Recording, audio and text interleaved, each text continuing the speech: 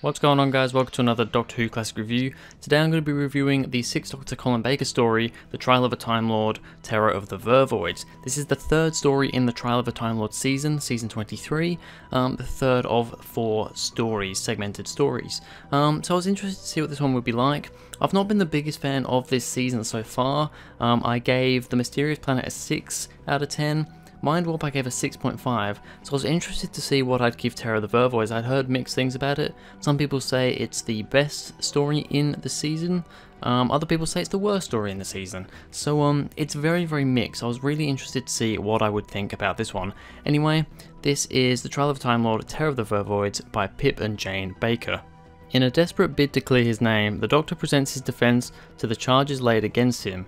In the year 2986, the Starliner Hyperion 3 makes its way to Earth, but all is not well. The Doctor and Mel arrive in response to a distress call, although not in time to prevent a murder. And this will not be the only death. Someone aboard will kill again and again to protect their secret. And while the murder closes in above decks, in the Hyperion Center, a terrifying new breed of creature is about to awaken. So a nice little synopsis on the back of the DVD there. Does get you kind of thinking it's kind of a murder mystery sort of thing, which is definitely interesting when they do that sort of thing in Doctor Who. So yeah, I was interested to see what this one would be like. Anyway, let's get into this one, starting off with the cast. Colin Baker as the 6th Doctor. Yeah, he's pretty good in this one, I'm not gonna lie. I do generally, from what I've seen so far, like him more in season 23 compared to season 22. I've said this in the other 2 stories of this season. Colin Baker, he's not as harsh, he's a lot more loving, he's just more like the Doctor should be, really. He still has his moments, don't get me wrong, but he's definitely a lot more kind of, you could tell that fans weren't really happy with how he was in the previous season, so they make him a lot more likable in this season, which is always a good thing. And yeah, generally his performance is really, really good. Colin Baker's a great actor. I think he is let down by the writing a lot of the time.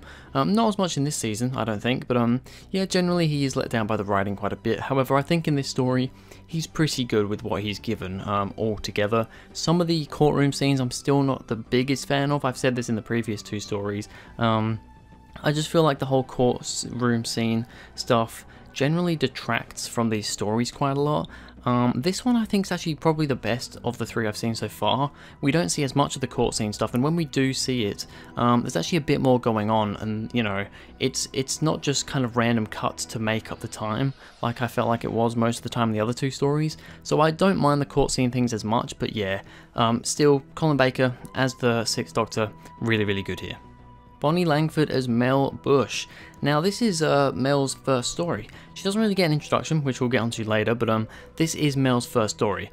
Perry died in the previous story, and it's a bit weird, this one, because this story actually takes place in the future. This hasn't actually happened to the Doctor yet. He's giving this evidence, but it hasn't actually happened to him yet. It's a bit of a strange thing. But yeah, so he hasn't actually, I believe, met Mel at this point, which is interesting. But he also has in the story. It's a bit weird. But yeah, so Mel doesn't really get an introduction here. She's already been traveling with the Doctor for a while, and I'm interested to see if anything else comes of that in the next story. Because yeah, she's kind of just here in this one. She's just there from the get-go. She knows the Doctor, which means that there's not a whole lot of character development going on, because she's already been doing all the adventures. We just haven't seen them. As for Bonnie Langford, I'm going to be honest, she actually gets a good amount of stuff to do in this story, which I'm really happy about. As a character with stuff to do, she gets a good amount to do, and I actually quite like her in this story. But the main problem is what it always is with Mel. It's that she's screaming. Her scream is, oh my goodness. I think 3 of the 4 cliffhangers in this story, parts 1, 2, and 3, they're all Mel screaming, and at least 2 of them are anyway. And yeah, that scream, it's a scream. It's a good scream. She can do a good scream, but my god, is it annoying, and just, oh, my ears want to bleed from it. But yeah, generally, actually, Bonnie Langford plays Mel B in this one, and yeah, Mel's actually pretty good in this story, I found. Alright, so now onto the good and the bad, starting with the good.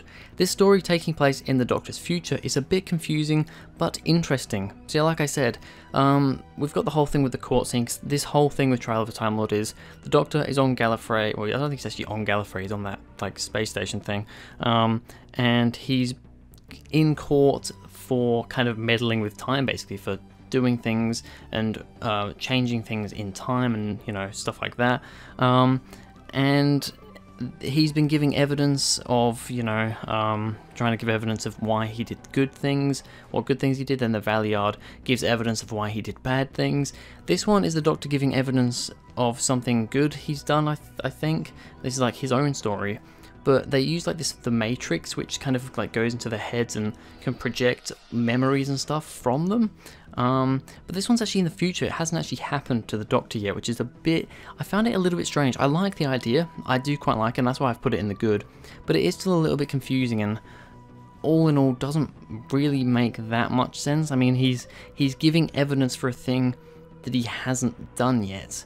It's a bit strange, I'm not going to lie, but I still quite like the concept of it. Something/someone are manipulating the Matrix and the Doctor's story. So like I said, the Matrix kind of goes into your head and kind of replays and shows memories and things that happened so that you can, you know, show everybody what happened to get your evidence out there. But apparently the Doctor says that someone's manipulating the Matrix and telling the story not in the right way. For instance, when it shows the Doctor with the axe, he's just destroyed all the like the electronics in on the ship, on the Hyperion 3 ship. He's like, that never happened, which once again, a bit weird because it hasn't even happened yet. But from what he's saying is he you know, watched all this on the Matrix before, and that didn't happen, and now for some reason it's showing that that happened when it didn't. I like this as a thing. It's an interesting thing. However, we don't really get an answer to why this was a thing. I'm hoping that this is going to be something that's brought up in the final story. Yeah, he kind of, you know, the Doctor goes on about how somebody's manipulating the Matrix and twisting his story, but we don't really ever get a conclusion as to why that is and what or who that is who's doing it. So that's a bit weird, but at the same time I quite like it, and I'm hoping for some kind of resolution in the next story. The Megarians playing Space Invaders, I thought that was a funny little scene. The Megarians, basically these what look like robots. I mean, they're just like humanoid, but they've kind of got these masks on, almost like gas masks, but not really. They're kind of built into their, like a helmet. And they have this robotic-y voice. They have to press like a translator because they don't speak English. So they press the translator and then people can understand them. They're pretty cool little side monsters, I suppose, just kind of side characters really, who kind of turn out to be a villain of sorts. But there's just like a little scene where two of them are playing Space Invaders with each other. I just found that to be a little bit funny. So, you know, that was nice. The Vervoids are an interesting design. I do quite like the Vervoids. We don't really get to see them until, what, beginning of part 3? Maybe the end of part 2? I think the end of part 2 we get a glimpse of them, but we don't actually get to properly see them, I think, until part 3. Correct me if I'm wrong, but it is definitely a while. We don't get to see them really at all in part 1, I don't think. But yeah, I do quite like the design. I like the look of them. Yes, they're just a humanoid plant thing, but I do quite like the design of them, the face and that. They look a bit strange, but they also look very alien, and I do very much like that. And then finally, basically turning the Vervoids into compost. That's the way they defeat them. They use I can't remember what they use again now. They use something to turn the Vervoids into compost. They just completely dissolve and turn into compost, and I think it's an interesting thing. You know, they're plants, they're plant-based creatures, so that's a kind of the sort of way you'd expect them to defeat them. So I quite like that as an ending. Maybe a little bit of a quick ending, but yeah, I do quite like it. So on to the bad, starting off with Mel doesn't get an introduction. Yeah, I mentioned this before. Mel doesn't get an introduction at all in this story. She's just here. She's already been travelling with the Doctor for quite a while. And yeah, like I said, this is in the Doctor's future, so he hasn't actually met her yet in the kind of real time. So it's a bit confusing, and I just don't really like that we don't get an introduction to Mel. Whether we will get an introduction to her at some point, but now that we've actually seen her for a whole story, I can't really see that happening, and if it does, it's going to be a bit weird, not really make sense, because we've already seen her once before. So I do feel like it's just like, oh, we don't have Perry anymore, we've got a new companion, but we're not going to start her from the beginning. Let's just have her already travelling with the Doctor, and she's just kind of here already. It's a bit random. I do like to have a nice introduction with a companion. That sadly doesn't happen with Mel, so that's a bit disappointing. Also with Mel, the screaming, I mentioned this before.